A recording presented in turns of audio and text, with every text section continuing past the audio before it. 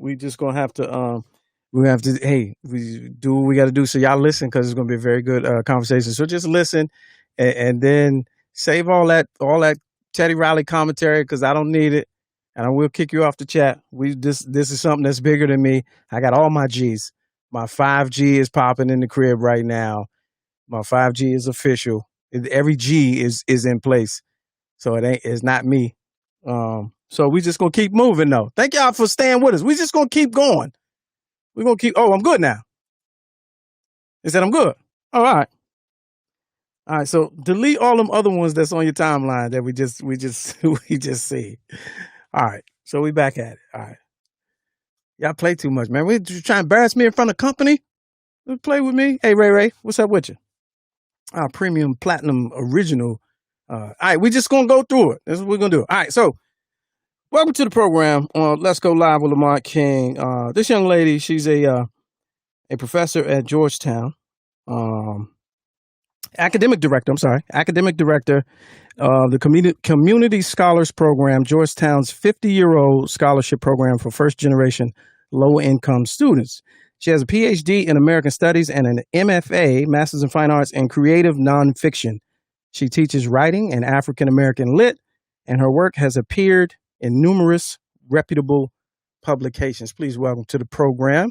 Can I call you doctor? I call you doctor, right? Please. Dr. Alice Sendosharaj. Did I say it right? Yes, perfect. How you been? I've been good. I've been good. Very busy. Very busy. Our program starts actually tomorrow. We start the orientation for the students, so I've been very busy. Really? All right. So we're going to get to that, but give us a little bit about your background, though. Tell who you are and where you come from. I was born in D.C. I was actually born in Georgetown Hospital because it was the only place that would accept my parents without health insurance. Uh-huh. But I grew up in PG County, Langley Park, Maryland, to be precise. And what else do you want to know? I went to school with you in Yes, UMBC. that's How right. we know each other. Yeah. Back in the day. Wait a minute, Langley Park. So you went to Northwestern? No, I went to High Point. Oh, High Point. Okay, yeah. High Point, yes. Okay. Eagles. Local, homegrown. That's what's up. Yes, it was a very interesting experience. And I'm actually very similar to the students that I work with now, which is first gen, low income. Neither of my parents graduated from even high school. So I didn't have a lot of that social capital that we try to deliver to our students in this program. I left college and went on to collect a few more sort of toothless degrees. I probably should have gone to law school.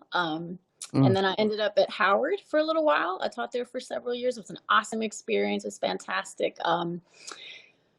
Didn't pay me a ton of money. So I went into the nonprofit sector for a little while, did some consulting, and then realized I love the classroom. So I ended up coming back to Georgetown.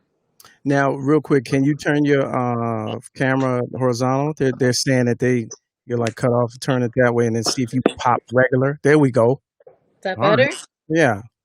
And then I'll just zoom you in right quick. There we go. Can y'all see now? See, this is a real interactive audience. They're very engaged. They produce the show, which is I like it. I like it. All the feedback. You need that. So tell me about your experience at Howard. How long were you there? I was there for 7 years. I was I was at the English department. I was in the English department, so it was just amazing people, amazing legacy in that department. Walking the same offices where Toni Morrison was walking around was very, very historic. I got to teach with some amazing people. I learned a lot. I loved my students. It was rewarding to teach students who were very comfortable and interested talking about race, as opposed to in other settings where I've taught, you kind of had to wedge it in there. You had to convince people. At Howard, students were ready to go. They were excited and eager to talk about the things that I'm interested in. So that was really, really rewarding. It was awesome. And you said it didn't pay well. Why do you think that was? They didn't have a budget? I mean, Howard's expensive. It ain't cheap. Howard is expensive. I'm never gonna badmouth HU. I'm not going to do it. I don't know much about their finances, but I do know that they had a lot of problems with kind of funneling all those tuition dollars into experiences that manifested on the campus for students. But the students themselves were awesome. The people I worked with were awesome. It was just my paycheck wasn't that awesome. Yeah. And so how did the opportunity to move over to Georgetown, how did that come about? I left Howard to do some consulting. I worked with a nonprofit called Books at Work, which was basically delivering literature-based programming to like executives primarily. We also worked with some other communities and partners, but I tended to work with C-suite level executives and kind of helping them build bonds with each other through reading literature, reading Right. short stories, reading books.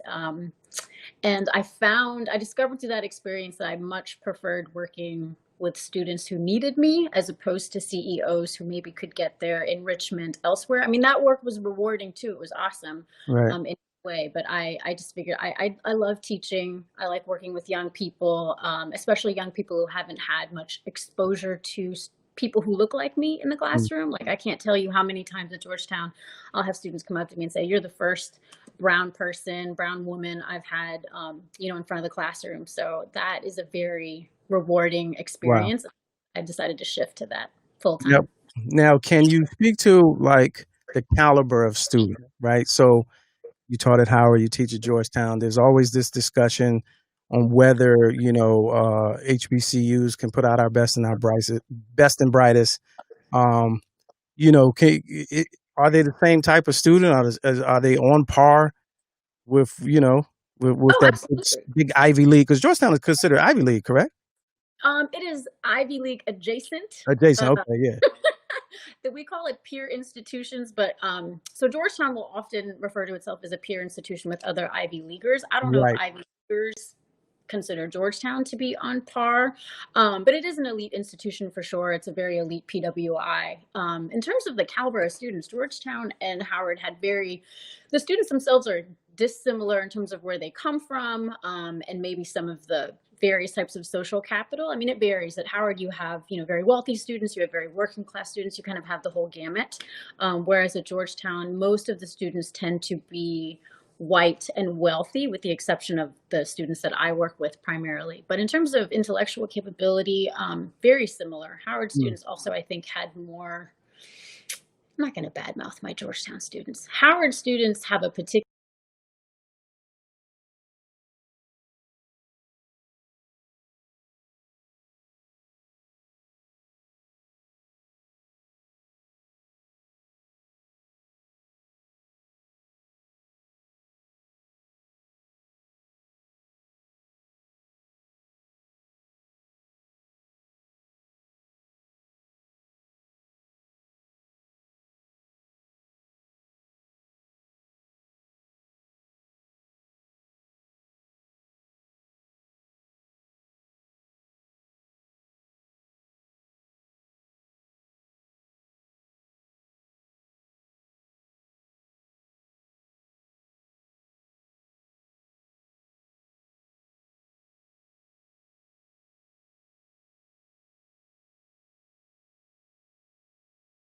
acronyms.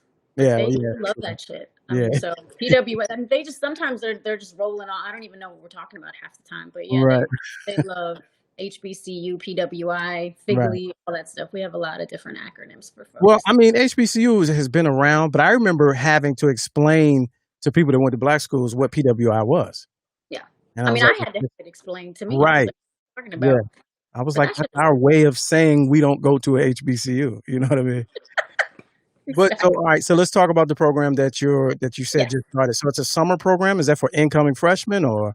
It's a full scholarship. So it's a 4-year wraparound scholarship program for first generation low income students who tend to be students of color for the most part. And we do try to get in as many Black students in as possible, as well as students from DC.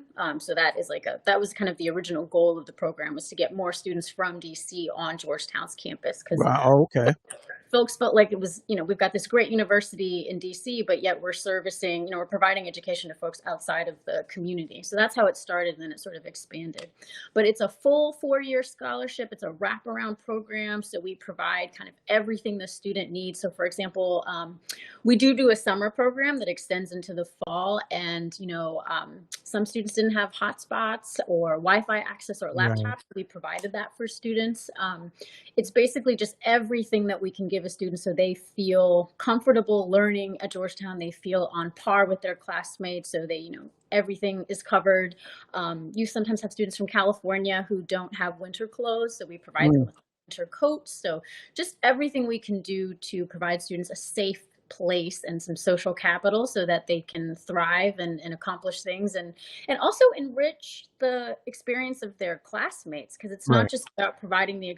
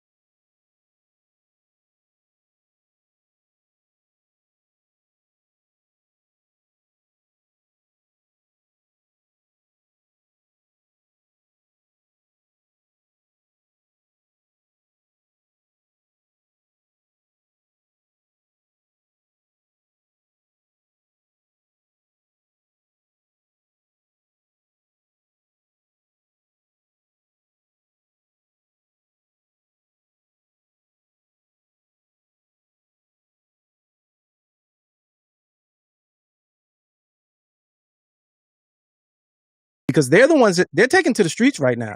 It's these white kids that are really, spearheading a lot of this activity in the streets right now. Do you think it's genuine? Oh, 100%. At least the Mm, students that I encounter 100% genuine. Absolutely. They grew up with the internet. They've had so much more exposure to things than you and I did. I mean, we are similar age in our 40s. Like that's just a different world to grow up constantly in social media, to have access to the entire world at your fingertips. They are just far more cultured, far more open-minded than our generation was. So yeah, I feel like it's very sincere. I taught a class on the Black autobiography in the spring, mm, and half of my students were white, and we were reading Malcolm X. We were reading some pretty like um, I don't know how I would phrase it. Writing and thinking that is pretty critical of whiteness, right? Just to right. put it lightly. And students were super into it. And they also had a real comfort with the language around talking about race and oppression and injustice. They're all little social justice warriors. Right. Yeah. Right. I That's know the it's a word. That's the word. word I was looking for. Yeah. I know SJW. I know that's not always a positive term, but I think they wear that identity well. They seem to have good intentions. They're very interested in learning more, and they're very comfortable talking about privilege. Which, when I was doing my doctoral work, privilege was still kind of a new thing Hmm. to explore. And I realize I'm dating myself because that was more than 20 years ago. But Mm. yeah, they're super comfortable talking about it. They're very quick to like hold a mirror up to themselves and each other. They're all about like self-reflection and becoming aware of not only what's happening in the world but their role in terms of the problem. But what does that point to? How did it? How did they get there? Because their parents or the generation right before them was not that way. So what do you think was the turning?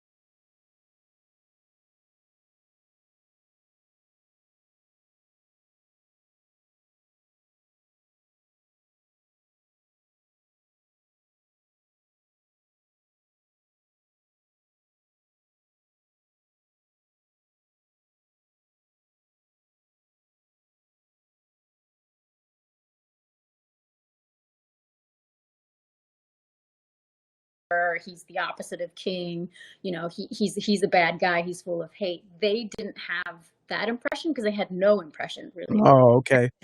Nope. Heard about him, so Right. his book was their first exposure. And I'll be honest with you, we don't read. I mean, I love Malcolm. I grew up with Malcolm. I have a Malcolm X tattoo. He's a hero of mine. Oh, But wow. as you read more, you learn more, you are critical of your heroes. Malcolm could be a little sexist. Malcolm definitely kept some things out of his autobiography, which I would do too. So we read Malcolm critically. We don't read him just as a hero, which is how I grew up viewing him. So I gotta say it's a challenging course for me to teach too, because I have to Mm. kind of take him off the pedestal a little bit. As a feminist, as a writer, all those things. But my students overall are enchanted by him. We watch videos, we watch his speeches. When you get like a sense of Malcolm as this iconic figure who kind of, you know, uh, he sort of lines up with his heroic image in some ways. In Yeah. some ways he doesn't, but in other ways he does. You watch him on the screen and you see that charisma, you see It's that fire. electrifying. Yeah. Oh, and the different ways, right? Like, when he's in Harlem talking to a black audience, he's this fire. I mean, he's like scratchy voiced. He's got this passion. But then you see him at Oxford, and his voice is like down to octaves. Measured. Right. Yeah. Yeah, he sounds like a Cambridge professor, and it's just amazing to watch him construct like Yeah. his iconic Because identity. even if you put those clips together, he's still like spitting bars. Like he's still, Yeah. punchlines and just it's meticulous. And Oh so yeah. yeah, that's always has been one of my personal favorites. Now you're an academic and you're in academia, and you mentioned how you're a feminist, right? So, every 2 or 3 years, like academia changes. Like we get new words and new coded language, and now, we talk about intersectionality, Yes. inclusion, and D&I, diversity and inclusion. D&I. Yeah. That's the work I was doing actually when I was in the nonprofit sector's D&I work. So how do you adjust? Like if you come from, let's say, all right, so you went through training, you went through schooling, you get all the certifications and degrees, but you came from a different mindset before that. But now knowing that that's the environment and that's the atmosphere, how do you make those adjustments? You're like a Marine. You adapt, you improvise, and you overcome. You keep adding to your body of knowledge. I mean, it is a struggle, I have to say, especially the older I get. I'm like, oh man, I gotta revise my worldview again. Yeah, Now, right, now this hero sucks in a way that I didn't realize he sucked, and so right. it is hard. But it's also the work that we're asking students to do, right? Like I think being wrong is one of the most important experiences you can have. And actually, Malcolm X, reading his book when I was 15 years old, it was actually when Spike Lee's movie came out. I was walking through the grocery store. I was like, here's this $5.99 book. I'll read it. I didn't know who Malcolm was. 3 days later, my whole world had changed. My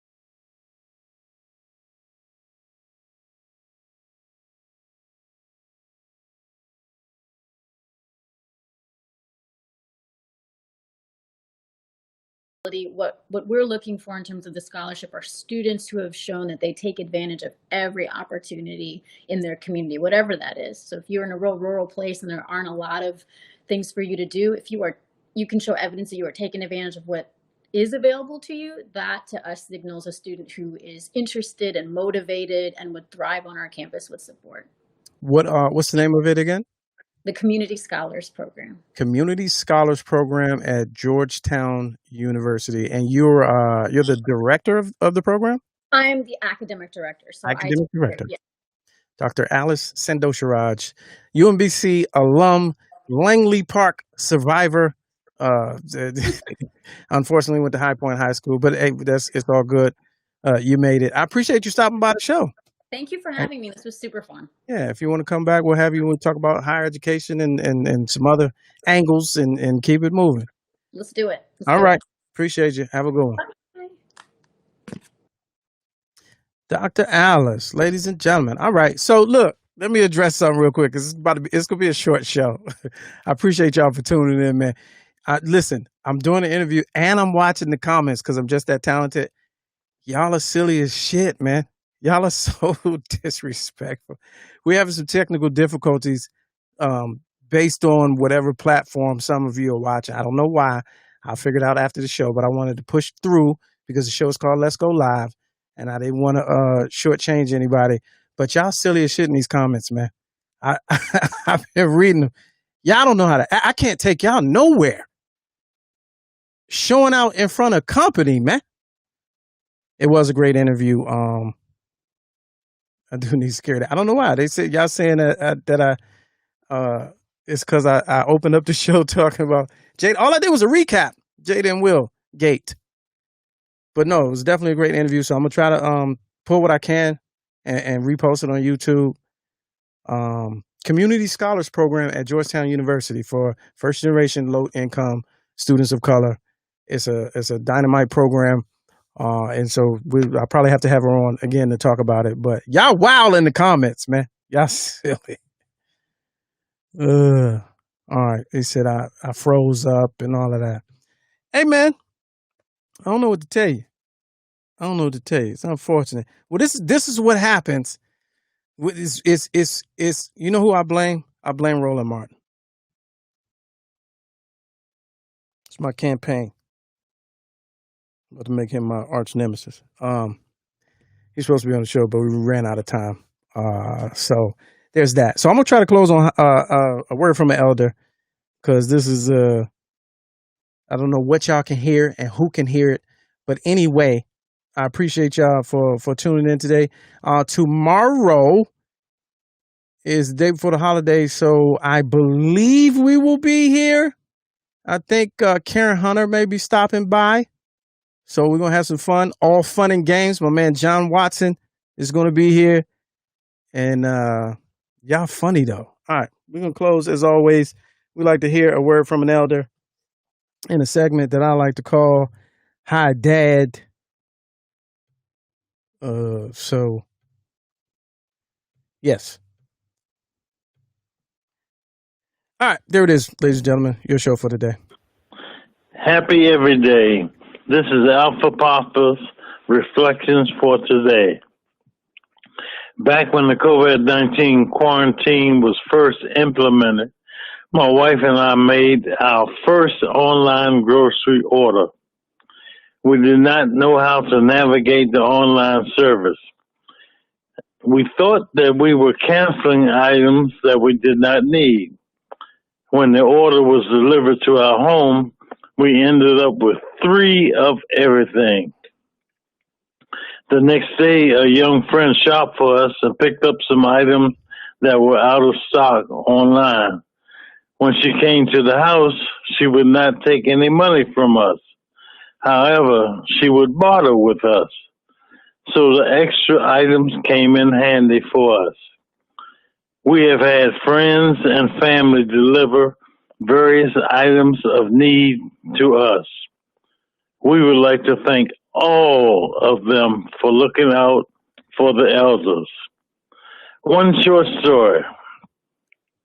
2 months into the quarantine, we mentioned that we had not had fried chicken in a long time. So my daughter contacted her cousin who was picking up an online order from the grocery store for us. She ordered some fried chicken so that my niece could deliver the chicken to us along with the groceries. Now, that chicken was so good that we ate the skin, and that's something that we don't ordinarily do. We also took a good nap after that meal. Again, we would like to thank everyone that are helping the village elders all over the country to navigate these troubled times. Peace and blessings from Alpha Papa. All right, there it is, ladies and gentlemen. A word from our elder. And yeah, shout out to fried chicken skin. Shout out to fried chicken skin. Get you, hey, listen, you ain't had nothing till you had a fried chicken skin sandwich. The two best places to do it, and I ain't talking about them places that sell fried chicken skin. They probably bomb too. I never had that. I'm talking about when you do it on your own. Two best places to do it: Popeyes and Royal Farms. Go to Royal Farms, get you 2 chicken thighs. If you don't eat meat, don't trip. Throw the thighs away. Keep the skin. Make a sandwich out that joint. When I tell you it'll change your life, I promise you, it'll change your life. Guarantee you. You can do it with Popeyes too. And Popeyes' little finesse because they got the biscuit already there situation. So go get 2 thighs. Throw the thighs away because I don't eat meat. I'm a vegetarian. I'm a vegan this week. So throw the thighs away. Get the chicken skin. Put it on the biscuit. Put honey on the skin. Mash that joint. And then, yeah, trying to tell you, change your life. All right. So Royal Farms, Michelle, this is a local to the DMV area. It's an establishment. It's a gas station that sells chicken. Although some will say it's a chicken spot that sells gas.